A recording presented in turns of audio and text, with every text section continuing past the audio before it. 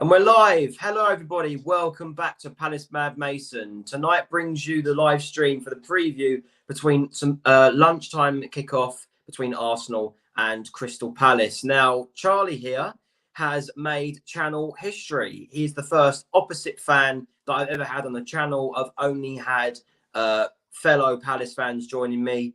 Well, as a couple people might know who might be watching this, Charlie goes to uni with me. And I must say, he is a massive Arsenal fan. And when I thought that myself knowing fixtures from 2015 was a superpower, he knows them from 2011. So, you know, that's just amazing. We've already got a prediction from Jamie. I knew he'd be on it. His prediction is 2-2. I don't think so. So we'll take that straight off. But so yeah, welcome to the channel, Charlie. I believe this is your YouTube debut. Yep. As well. So welcome to the platform. How you doing, mate? Anyway. I'm not too bad. Bit annoyed with our current form. I can't lie to you. I feel like we're both in that same boat when it comes to, obviously yours is a bit different to ours, but yeah, I guess it's just the standards. Just our standards are so high now that we're just expecting a lot more than we're getting at the minute. So yeah, your standards are very high. So in the current situation, Arsenal sit in 4th, Palace sit in 14th, I believe. We're both out of the FA Cup. We lost to the Merseyside teams. You lost to Liverpool. Yeah. We lost to Everton. So, you know, that wasn't great in itself. But that means that I think the league is now huge for both sides. Obviously, Arsenal still have the Champions League to fight for. I believe you've got Porto in the last 16. So that is massive for you guys. But I think, without a shadow of a doubt, we need to address the elephant in the room, which is Palace's situation at the moment. Now, Charlie, you've known me for 5 months. You've listened to my rants. You've seen my videos. Yeah, exactly. You know, you've heard me rant about Palace. And I know you've got football knowledge that is, you know, more widespread, more than Arsenal. So I'll let you say your bit first. What do you think is going on at Palace right now? What needs to change? What's going on? It's just, from an outsider's point of view, it looks frustrating due to the point of you've had so many injuries. 1 minute you have Elise back, Eze's injured. Eze comes back, Elise is injured. Totally. They are. Mm-hmm. You don't have a striker, really, in my opinion, or one that's capable of getting the goals you need. I'd say you have a lot of midfield. I think your midfield is undoubtedly, for me, your best position. Your defense is solid. I like Gahey, I like Anderson, I like Tyreek Mitchell. I think right back, I did see a video where about you've had 3 right backs in 15 years. 16 years. 16 years, yeah. So, yeah, that could be worked on. But it's Roy. It's dinosaur. I have a lot of respect for the man and what he's done in the game, but come on now. He's just dragging Palace down. That is not progression. That is regression. Yeah, there we go. We've got a good saying there. I might use that on my channel in the future because there's probably more rants to come. Yeah. When I found out after we lost to Everton in the Cup, that is now 6 wins in 24, it really hit home how terrible our form actually is. We won 2 games in in August, sorry. One of them was in the Carabao Cup against Championship side Plymouth. So you can argue that doesn't really count, but I will count it. 2 wins in August. Nice. We won 2 games in September, no games in October. We won 1 game in November and 1 game in December. And we've drawn and lost our first 2 games in January. So you always manage to get something at City. No matter how bad you are. Yeah, it's weird. It is weird how we manage to get something out of Man City, whether it's a point or 3 points sometimes. It is unbelievable. But the current situation, right? Let me give you an example, right? My dad is an Arsenal fan as well, right? So we're both looking forward to this game tomorrow. But when I've come out the stadium in previous years and I've gone, oh, we're in trouble, we're so terrible, we'd say, oh, you're overreacting, shut up, what you're talking about. Now, he actually agrees with me. He's saying Palace are in trouble this season. You've been seeing it coming for a while. You have 100%. Even when 100%. It was go around online. You'll see pundits saying it was the right decision to bring in Roy Hodgson at the end of last season. It kept us up because he knows how to keep teams up normally. I think the only team that he's relegated in his career is Watford, but that was because their squad was terrible when they were going through managers like they're just going through managers like a baby goes through nappies. You know what I mean? So, so there's the problem there. But it's just so terrible what the board have done.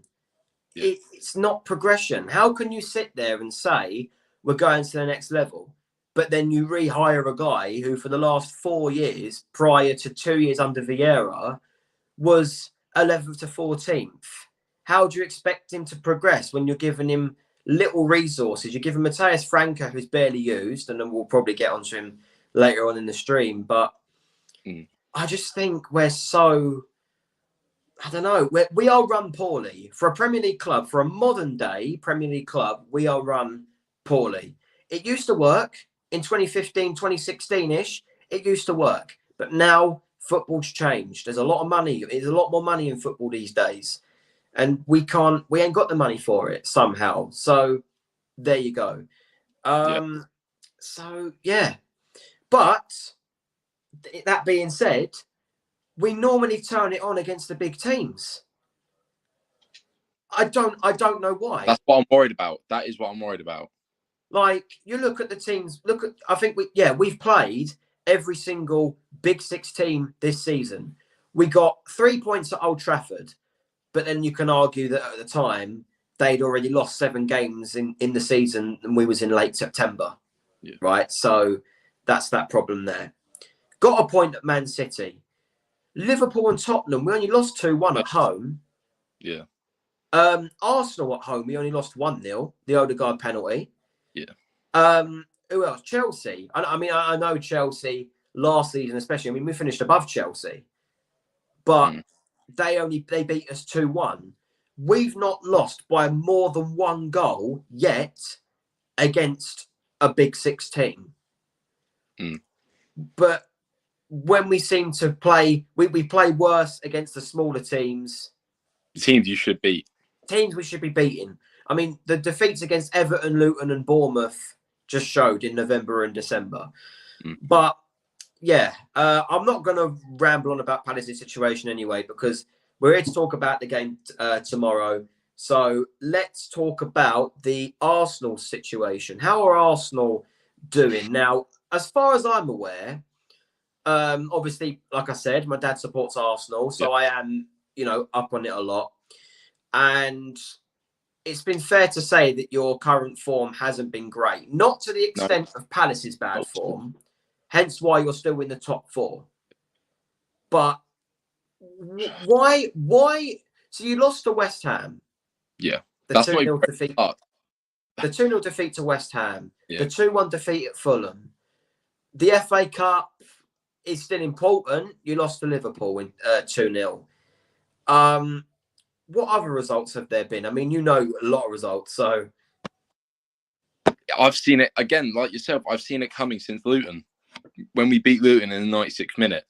And I said, as good as that moment was, it's not sustainable. It isn't. You can't just hang on to these last-minute winners like we've been doing a lot this year and last year, as good as we were last year. 1 win in 7. Now, people say that, but look at Incognito. There was a draw at PSV, but that was a nothing game.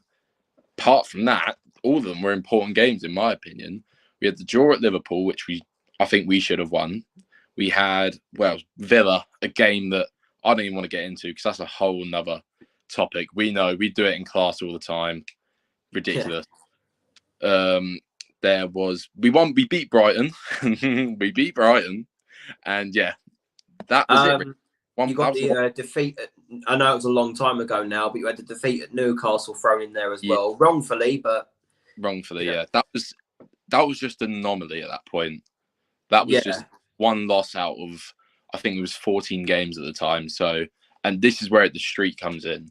I'd say there's only 1 game out of this streak that we have played horrendously, and that was Fulham. Fulham was the one we were awful. No chances created, no nothing. Even the goal was barely a goal. It was a rebound off the keeper and it hit Bukayo and went in. It was lucky that it went in, to be fair. Exactly. It was looping away. And yeah, it's just awful. It is awful. Well, I wouldn't say it's awful, actually. I think I'm overreacting a bit, but we're playing well. We're creating chances. The goals will come, and we need a big result tomorrow. We can't just scrape. We need a big. If we're going to win, we need a big win, in my opinion. So yeah, it's really confusing. We just need a striker. Everyone knows it. Everyone and their dog knows it. Yeah. And the Benzema links are exciting me. But I don't think it's... I mean, the stat to bring you, which I thought about last night, out of the, I think it's now the 11th time or 12th time. I'm going to say 11th time Palace have played Arsenal away since we got promoted in 2013. Out of the previous 10 times we faced Arsenal at the Emirates, we've only gone away without scoring 3 times. Yeah. In 2014, we lost 2-0. 2017, we lost 2-0, Drew's scorpion kick. And in the lockdown season, we drew 0-0. So the only 3 times we came away without scoring. Now, in the majority of the times we have scored at the Emirates, we've still lost. I think the only time we beat you at the Emirates was Mustafi's mistake in Easter 2019. I remember that was Easter Sunday. So yeah, that wasn't a good moment for you Arsenal fans. But wasn't that the season you made the Europa League final as well? Was that the season you made the Europa League final as well? Yeah, that was the season where Emery showed why he is one of the biggest bottle jobs in the game. Right. Okay. Okay. Fair enough. So, look, I think tomorrow's game is going to be one of those where either we respond to, well, we both need to respond. You need to respond to your 1 win in 7, and we need to respond to our horrendous form pretty much all season, right? Now, before anyone says it, we'll get on to predictions at the end, but I can't see this ending as a draw. It's either going to be a win either way. Now, obviously, the odds are turning in the favour of Arsenal. They always were going to. But there is potential, possibly, for Crystal Palace to rock up to the Emirates and get a result. I mean, I know it means nothing, but Sky Sports predict 1-0 Palace. It's not out of the question. But what's massive for Arsenal is that over the course of the Premier League week, over the course of the weekend, and including Monday night, there's only 2 teams that are in the title race that are playing. And that's you guys tomorrow and Liverpool on Sunday afternoon away at Bournemouth. Now, we're not here to do a Bournemouth-Liverpool preview, but I personally think that Bournemouth this season have been brilliant. They have got the potential possibly, and it is a big if, to get a point out of Liverpool at home, let's say. It's not a big if. Well, anyway, against them. You probably know more about Liverpool than I do because they're right on you. Well, you're right on their shoulders, so you're going to look at all their varying things. But what was I saying? Right. So for your 4th in the league, I'm not 100% sure on the points. Do you know? I think a win tomorrow would bring you 2 points off top. So we're 40. City are 43. And yeah, I think that's it. 45 Liverpool are on. And so a win, well, for a day at least, will put you 2 points off top of the table. So it is a massive game for Arsenal. I think the situation is not that bad. We just need a striker. It's an easy solution, in my opinion. But I think we need to go back to our old tactics. I think when Thomas Partey comes back, he'll drop back in with Rice, and then that stops a second striker going up because it's affecting Martinelli as well. Like, he's getting pushed out on the wing when that's not how he's meant to be played. He's meant to come inside, play as like a second striker. Whereas with Havertz playing in that role, he's gone up top with Jesus and they've interlinked. Whereas when it was with Xhaka would go out wide to allow Martinelli to drop in. So, yeah. But do you believe, because this was an ultimate question on TalkSport, and I want to ask you the same, would anything but a win tomorrow kill your title race? If we don't win and Liverpool win, yeah. I've said it now for the last week. Champions League's got to be the priority. It really does. The one thing we haven't won. I know it's a bit of a. It's not our ambition to like just focus on one trophy. But if you went to me like that and said Champions League or Prem, I'm taking the Champions League, based on the fact it's at Wembley. We've never won it either, and it'd just be so magical. It really would. But still, you know what I mean? Yeah. I promised my dad a ticket to the final if they were to get there. So, yeah. See what I mean? I knew someone would make a joke. I need a time check. Can you please move to the left? Because there's literally a clock behind me. I'm in different setting. Mum and Dad are out. I've got to look after the dogs. Apparently, that's why I'm not in my room in the normal setting. But yeah. Anyway, let's move on. So we've talked about both teams' situation. Yeah. So let's talk about how Arsenal should line up tomorrow. What's your injuries looking like? Injuries. So Timber has apparently trained really well in Dubai, but still not expected back till next month. Right. Hart still struggling with an injury. Fabio Vieira is looking to come back. But realistically, I think everyone's available now. Apparently Smith Rowe really impressed in Dubai, and he's knocking on the door again because there were all the West Ham links today. And apparently he shut that down straight away. So for the lineup, is it what I think it will be or what I want it to be? That's the real question. Normally on my when I do my Palace lineup, I will do what I want and what Roy will probably do. Okay. Like I predicted and preferred, if you like. So if you want to do the same, then you can. It's up to you. Because I've got both. So Ramsdale in goal. Right. I don't like Raya. I don't. You can't come into a team and then have all the trust put in you to overtake the number one and just not be better than him at all. Just not shine at all. So Rambo proved against Liverpool why he should be number one. I think it was a flawless performance for him, even though we conceded two. But an own goal and a goal at the end where we all sent everyone up. Like, you know what I mean? Rambo in goal, I'd go Ben White at right back. Saliba, Gabriel speak for themselves. Yeah. Left back, Zinchenko is actually injured. He's got a knock. So Tommy is at Asia Cup. That's the problem. So it's going to have to be Kiwior. And as much as I like Kiwior as a player, but at left back, you're just exploiting him. And it's not fair. He's a good centre half. But if you've got Jeffrey Schlupp to defend against, then I think it'll be a pretty decent game for him. But yeah, so anyway, carry on. Boom. On the ball, I don't think he's all that either, Kiwior. But yeah, I would go for, in the 6, I'd go for Jorginho. And then I'd go for Declan in the 8 with Odegaard. Because also playing those two players allows Martin to have more room. And yeah, it allows Martinelli to come inside and act more like a forward. We saw it against Liverpool. When he came on, he looked fantastic.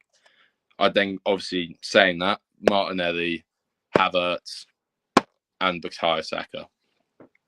Right, okay. So, your last game was against Liverpool in the Cup, yeah? Yeah. So, is there any changes there? There's no Nelson. That's the same lineup as the Liverpool game. But did you have Nelson in your lineup? Sorry. Yeah, we did, but I would drop Reece just because it's the Prem, and that's just what Mikel will do anyway. And I don't really mind Gabby coming in because he actually proved himself when he came on. So you make one change from the lineup that lost to Liverpool, which is take off Nelson and bring on Martinelli for the game. Yep. Okay, cool. To be fair, thinking about it, I wouldn't put it past Trossard, former Brighton player, to come on and score. I wouldn't put it past him. Or Ben White, former Brighton as well. That'd have been taking the piss if you'd have had Matt Ryan still. But anyway, now Palace's lineup. I actually know that was your what lineup was that? Was that your predicted or preferred? That was my preferred, but literally I can just tell you it will be Raya and maybe Jesus. As much as I actually wouldn't mind Jesus playing, I wouldn't mind seeing Havertz either. So Ray is the only one I think that will be in Mikel's lineup. Yeah. Do you know someone called Lewis Brown, by the way? Yeah, he's saying you're deluded. Yeah, he knows where you work. Yeah, brilliant.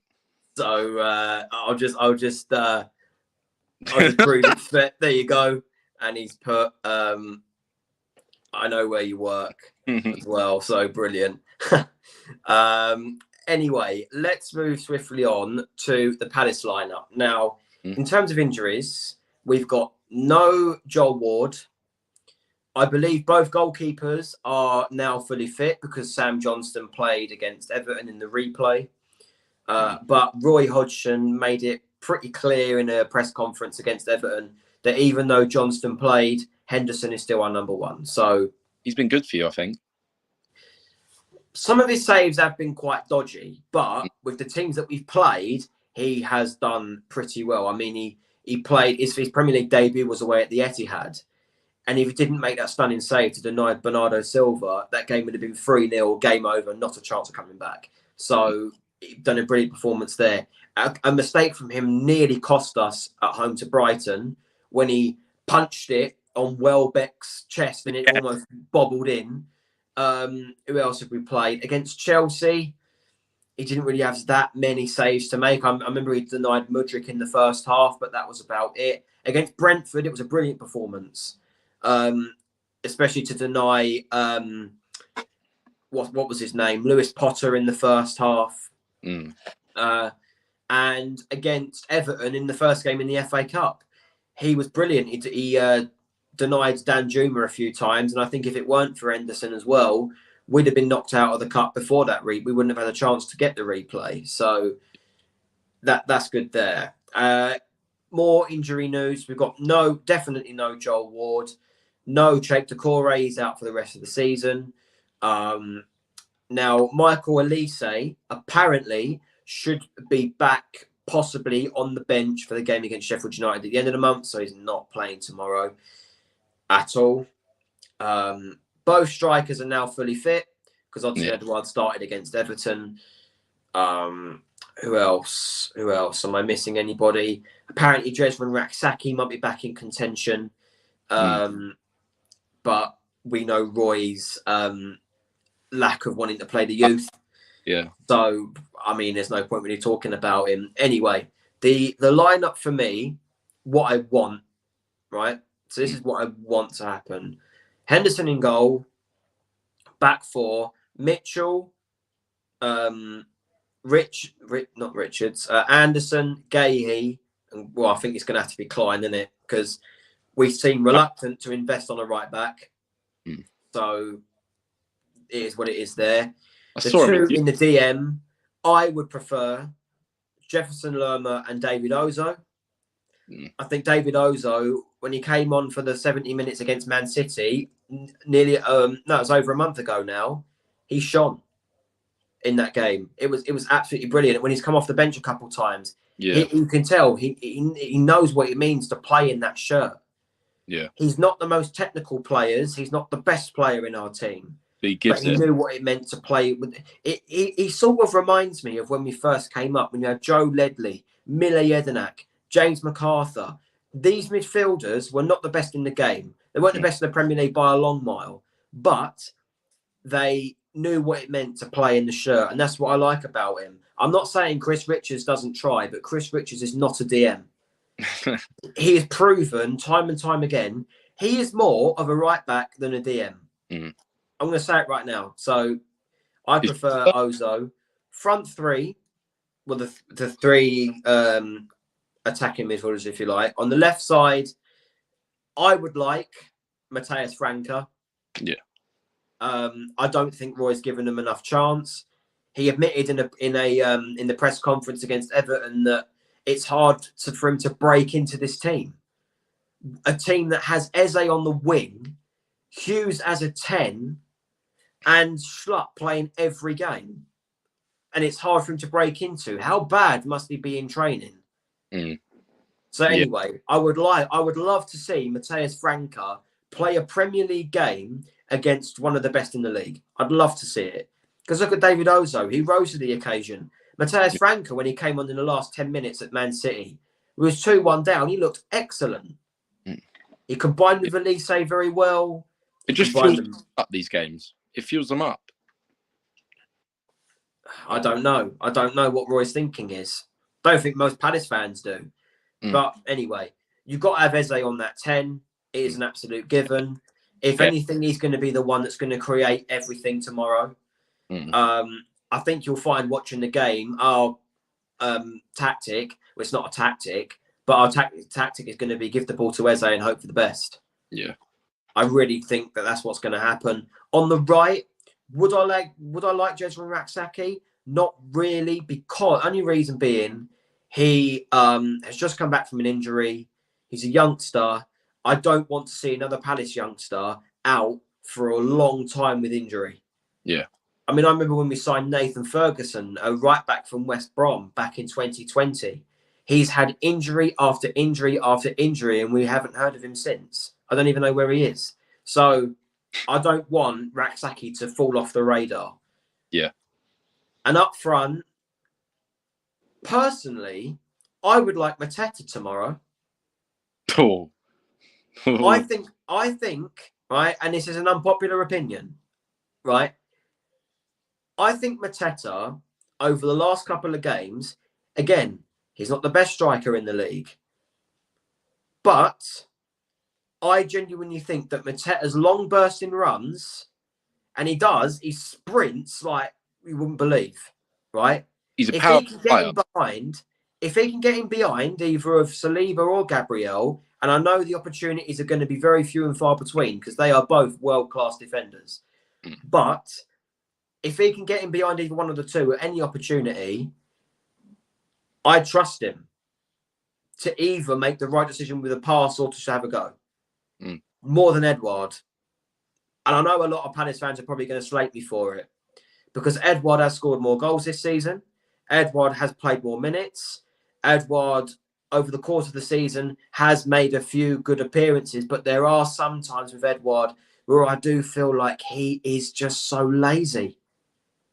I hate to be blunt, but that is what I feel. Yeah. That is what I feel with... I've just seen one of the comments. Yeah. But Let's ignore that. Anyway. Yeah. Jay Durnham. Now, I do like a bit of controversy on this channel. I've had loads of comments from the Everton video, but he said, Mateta ain't doing nothing. No way, better throwing Hughes up top. Now, trust me, right? If Hughes is the number 10, in the politest way, we are fucked. Right? Hughes as number 10 is one of the worst tactical decisions I've ever seen. Right? And I know that Mateta up front would anger. I know Mateta up front would anger a lot of Palace fans. But I do think it's the right call. But do I trust Roy Hodgson to make the right substitutions? Because I've seen it time and time again. When Mateta does start, towards the end of the game, he runs out of steam. Yeah. In the last 10, 20 minutes, he is literally useless. He needs to bring on Odsonne Edouard. He needs to bring him on for the last 10, 20 minutes. Get a goal that will define it, that will make us believe in Palace again, then I might change my mind. Have a decent performance, and then I might change my mind. Yeah. But yeah, he sprints like Bolt, controls the ball like a concrete pillar. So that sums it up. That sums it up perfectly with Mateta. Jean-Philippe. That's yeah. So I don't know. I don't know what he's going to do, but let me go with my predicted lineup for what Roy's going to do. Yeah, go on. He's got to put Henderson. He's got to put Henderson in goal. Now he said what he said in the press conference. He has. He always plays well against us. His Sheffield United days. Oh yeah, well, let's not forget Ramsdale was at Sheffield United as well for a little while. Yep. Back four, he's going to do what I said: Mitchell, Anderson, Gahey, Klein. It's going to be Lerma and Richards. It's been Lerma and Richards since, I believe, after the game against Luton. When we was away against West Ham, it was Lerma and Richards, and it's been the same every game since. Yeah. And I don't see him playing David Ozo at all. On the left, it's going to be Jeffrey Schlupp. It's going to be. Or he could play Jeffrey Schlupp on the right. Yeah. Either way, I don't see what threat he brings to the team. Yeah, I'm going to say. He can be a neat passer Great. sometimes, but apart from that, and sometimes he does make some bursting runs. But Yeah. apart from that, we are seriously missing Michael Elise. We are we're seriously missing him. Like, and again, I don't want Palace to go from Zahar FC to Eze and Elise FC, but Elise was the shot. Even and we haven't got Jordan Ayew either. He's at Afghan, so I would love, again, even if Jordan Ayew was playing, that would give me a little bit of hope. But I genuinely think that because Roy hates the youth that much, it's going to be the same lineup to the team that lost against Everton. Yeah. I reckon it's going to be. It's going to be Schlupp on the right, Eze on the left, Hughes as a 10, and Edouard up front. With the same substitutes. It's getting very predictable now for Palace. It is predictable, mate. It is predictable. We make substitutions to... I kid you not, if you lot was 3-0 up against us at half-time, right, he would not make a change at half-time. Bring on the defender. I mean, how about this, right? Back in September, when we were losing games and we were drawing games, we weren't blaming Roy because we was more angry with the board with not backing him. Yeah. But back in September, we was 2-0 down away against Manchester United in the third round of the Carabao Cup. And he takes off Raksaki, who's a right winger, and brings on Mark Gahey, a centre-back. And in the first 10 minutes of the second half, we still conceded. So, like, what? I don't get Roy's substitutions. I mean, you've only got to look at the game against Everton and think, what is he playing at? Takes off Eze in the 64th minute, brings on Jairo Riedewald. What on earth will Jairo Riedewald do in this situation? Yeah. He is not a player who bursts forward. He is not an attacking-minded sub. He brings on Riedewald and Ahamada, and I just said Ozo needs more minutes, but he brings on them. He needs to start now, David Ozo, because he brings on them before Mateta when we're losing 1-0 in an FA Cup tie that effectively defines our season. Yeah. Like, and I do kind of understand what he said in the interview. Yeah. Which is, and yes, Jay, we will get onto the transfer window soon. But what I'm trying to say is that going forward, we just look tactically inept. I know we made a couple of good chances against Everton. Did we put them away? No. No. We can't put the ball in the back of the net. We've had the same problem for years. And this is why we're going to talk about the transfer window right now while I'm at the point. I might as well. Now, let's revert it back to Arsenal. Due to FFP and the new problems that have come out of it's FFP frightening. With Everton, Nottingham Forest, you've got Manchester City and Chelsea being investigated.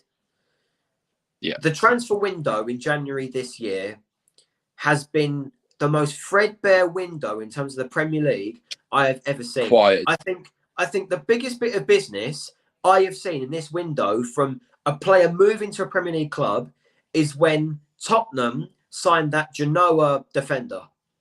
Dragerson. Yeah. Dragon, whatever his name is. Let me call him Dragon. I'll call him Dragon. Dragon. You know what I mean? Like, so are Arsenal linked with anybody seriously? Yeah, we are, truth be told. But we are clearly scared. We're trying to tinker with it. We're trying to maneuver around certain things. They've said we need to sell before we buy.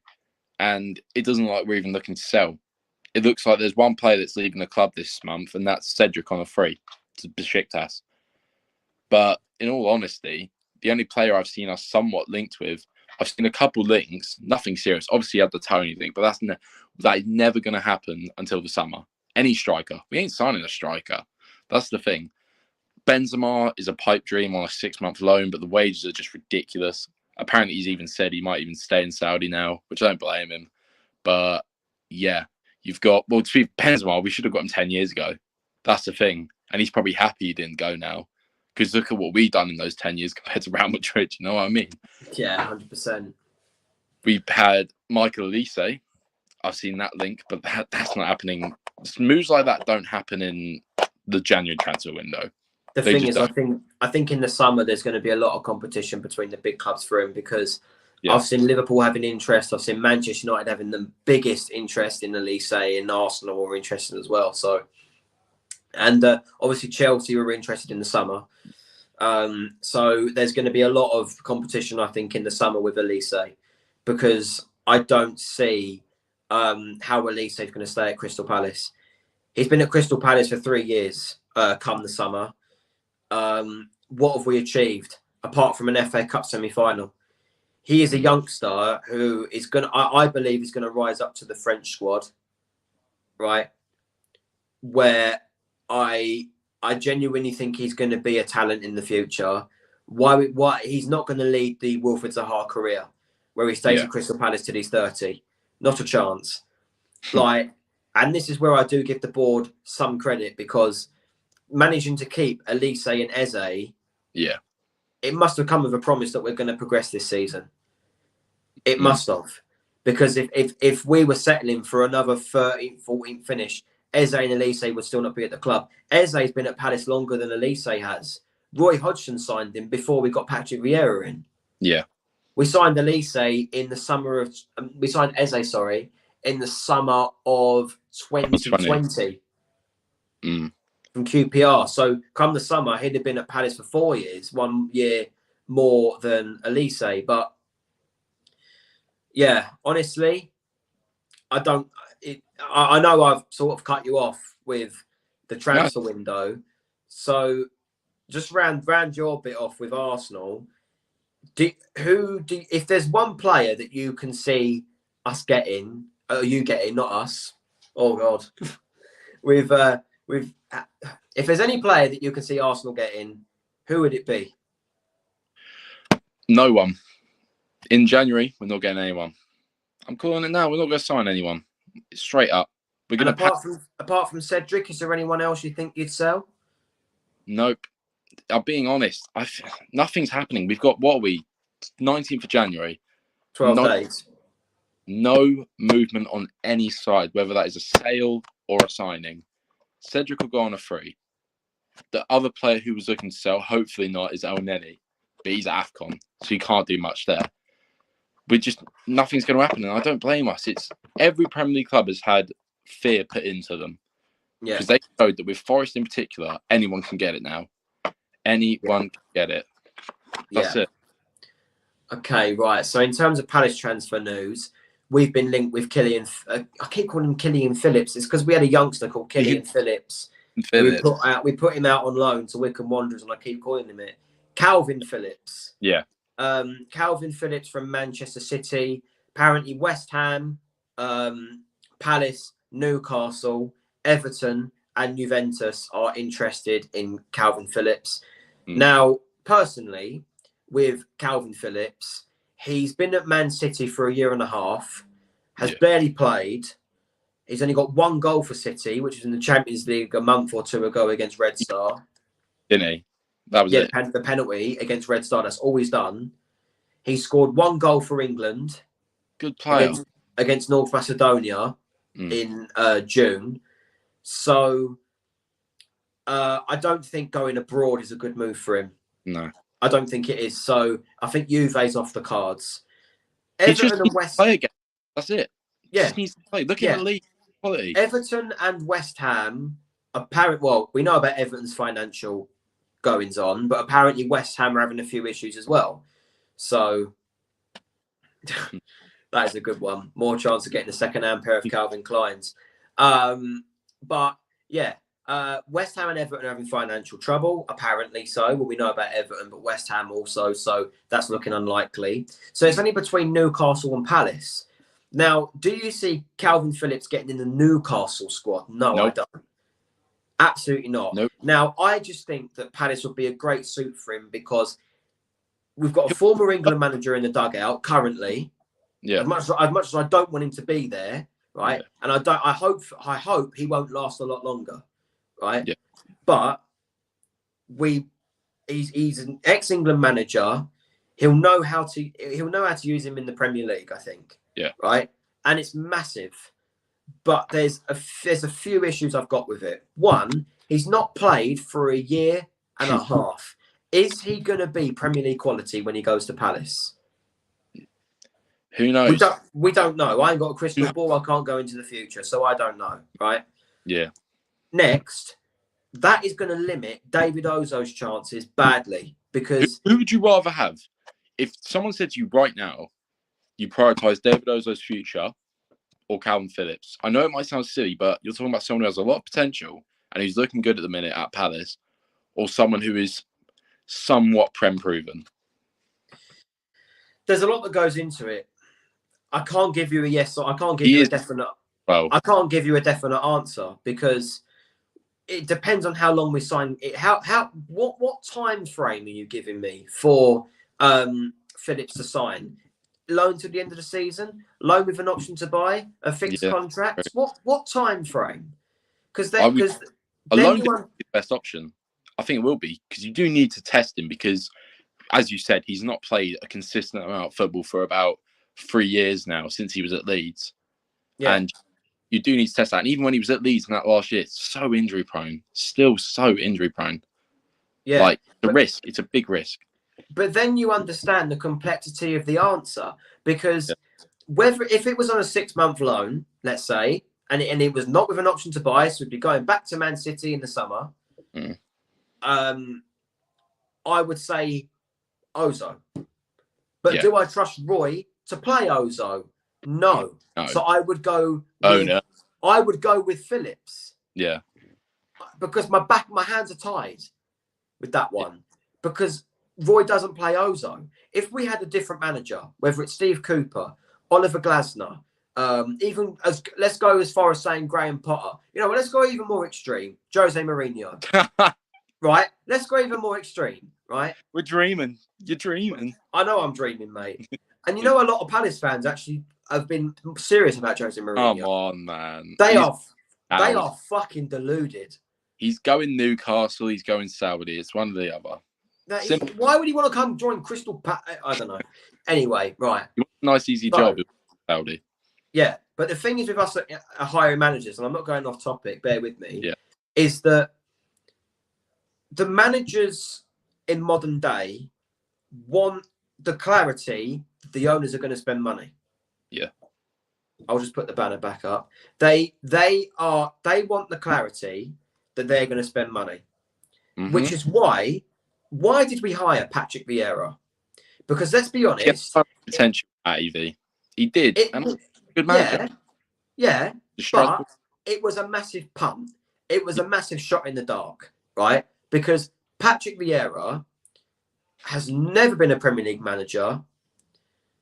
And we gave him the job. We did give him a lot of money when he first came in, but we also give him the task of trying to progress his football club. Yeah. Which no other manager has attempted to do since we got promoted. But why did we go for him? He was 3rd or 4th in the favourites list. The people at the top were Favre, who used to manage Borussia Dortmund, I believe. Yes. And Nuno, who ended up going to Tottenham. Nuno Espirito Santo. Yeah. We give him an interview, right? Yeah.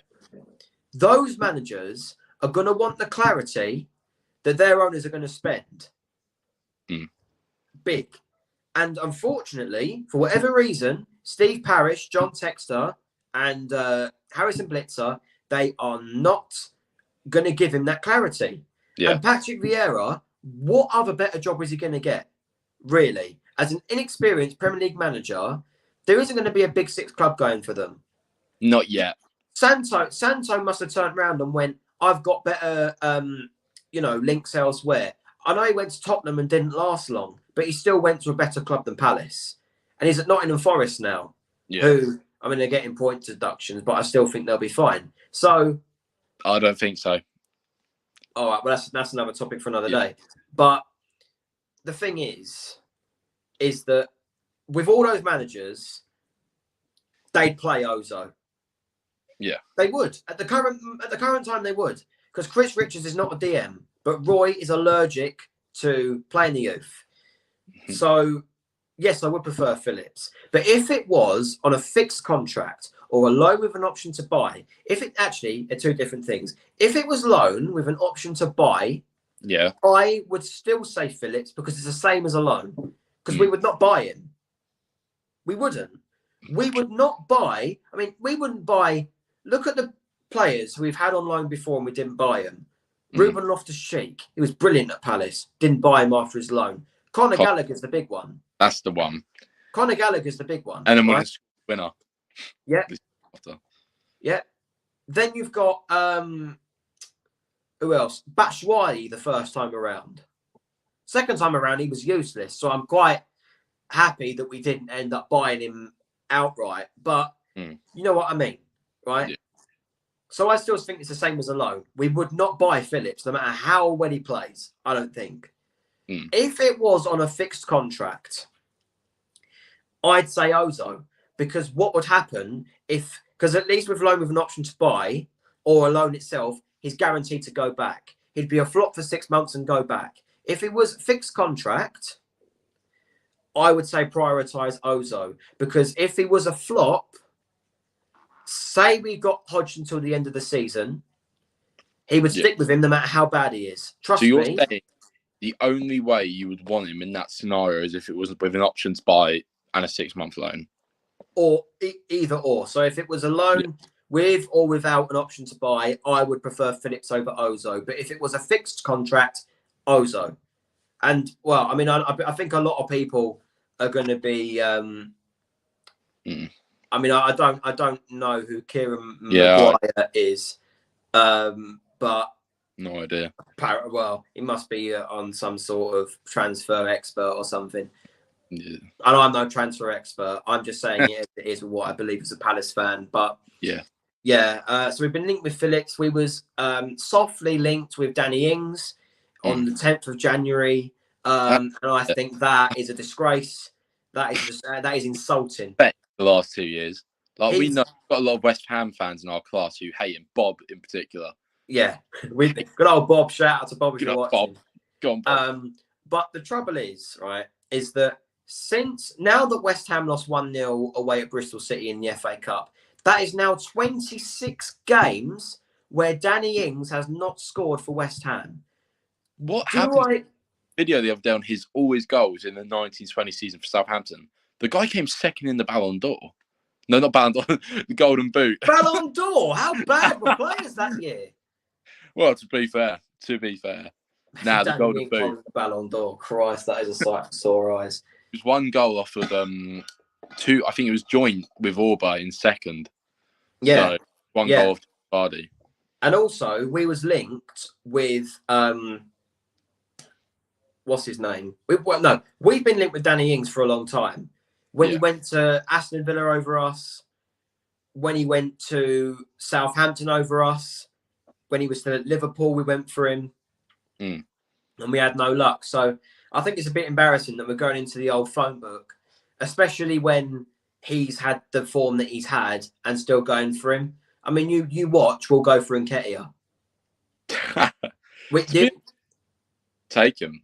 At this point, take him. Like, that's what I say. I would sell him because I love Eddie. Don't get me wrong. He was a great servant for the club. But if you come in with 35 to 40 million for him, you can't turn that down. You can't. He's second choice. He really is. And even when he comes in at times now, he's so inconsistent.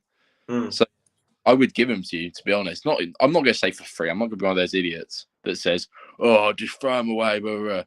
What price tag would you throw on him? For 30 to 40. Fucking hell. Yeah, that would be that would be a transfer record.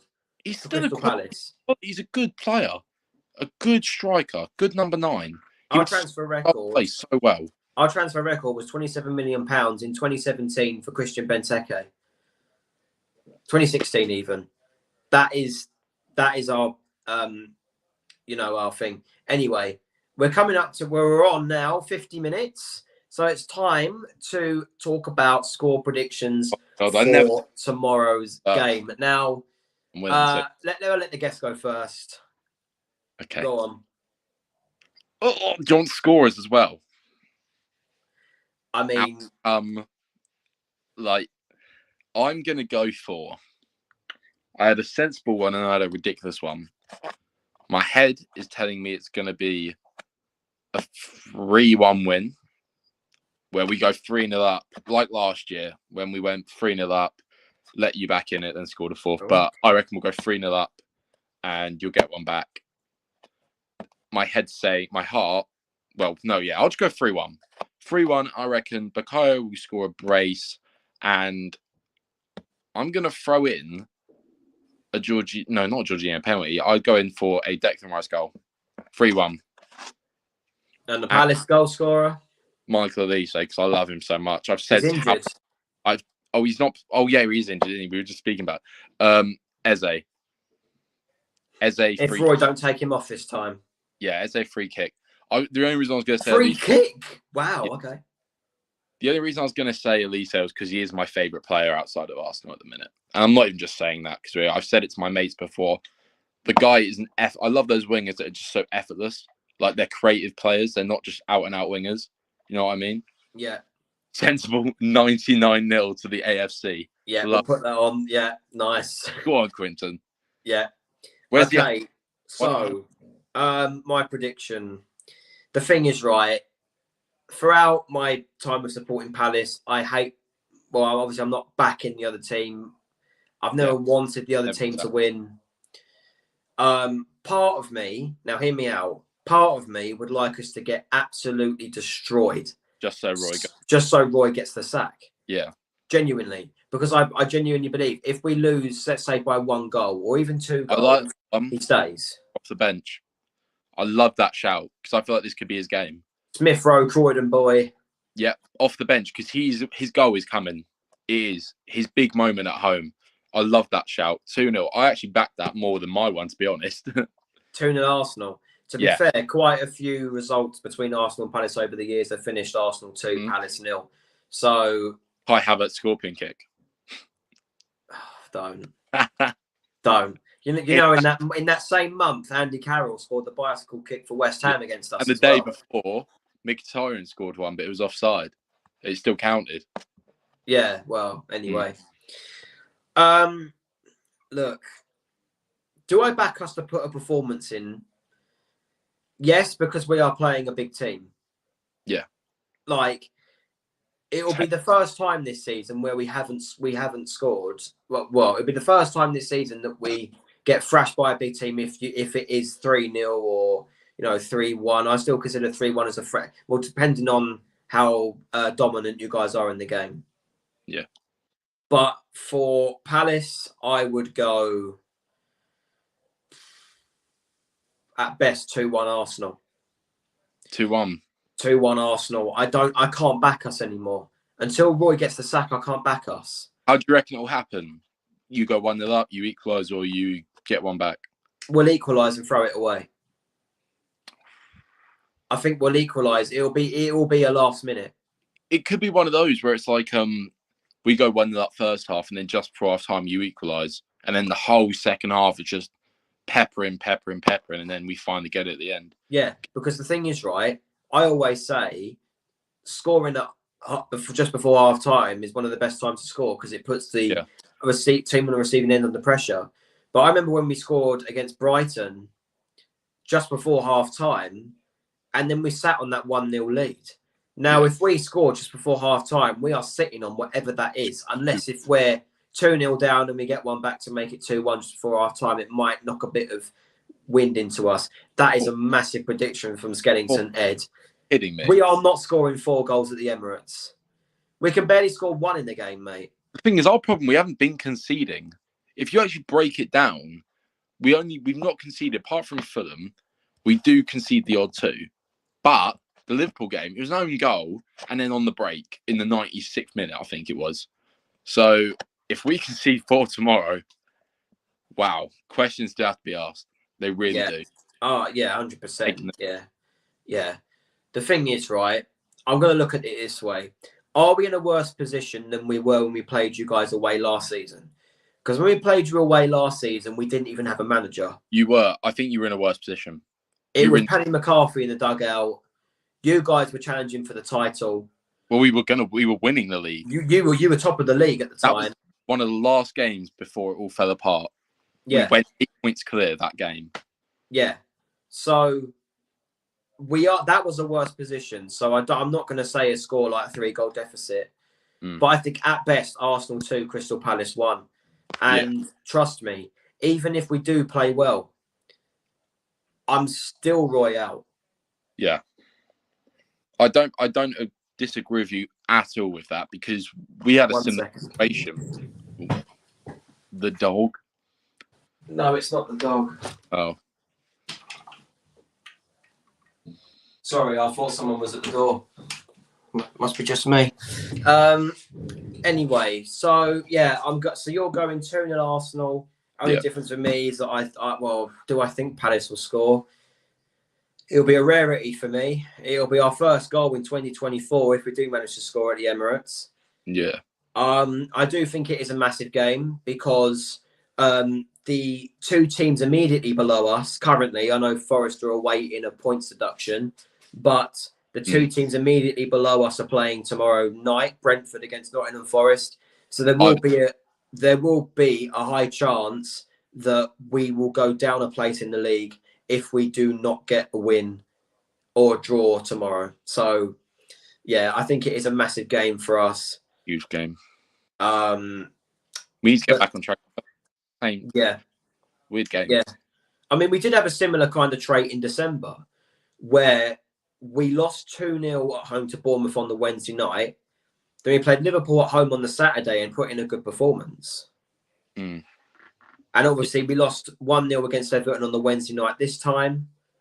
And on the Saturday lunchtime, who knows against Arsenal?